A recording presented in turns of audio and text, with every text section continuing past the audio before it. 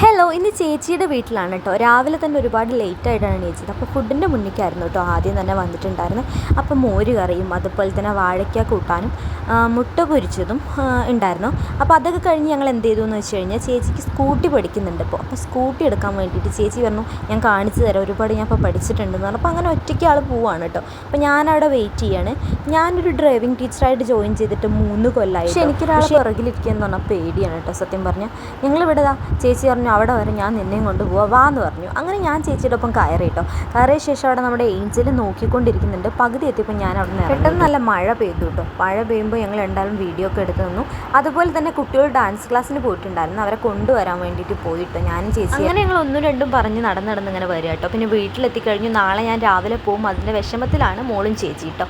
അപ്പോൾ എനിക്ക് നല്ല വിഷമമുണ്ട്, കാരണം ഞാനിങ്ങനെ ചേച്ചിയുടെ ഇപ്പോൾ ടൈം എന്ന് പറയുമ്പോൾ എനിക്ക് ഏറ്റവും വിലപ്പെട്ടുള്ള ടൈമാണ് ചേച്ചിയുടെയും കുട്ടിയുടെയും. പോരുന്ന സമയത്ത് മഴയുണ്ട്. അങ്ങനെ ഇടവണ്ണ എത്തി പാലത്തിങ്കിൽ അമ്മയും ചേച്ചിയും എല്ലാവരും വെയിറ്റ് ചെയ്യുന്നുണ്ട് എന്നെ എന്ന് പറഞ്ഞപ്പോൾ കാത്തിരുന്നൊരു ഗ്ലാസ് ചായ കുടിച്ചു. അങ്ങനെ വീട്ടിലെത്തി എൻ്റെ റൂം കണ്ടു, കുറേ നേരം കിടന്നു കേട്ടോ.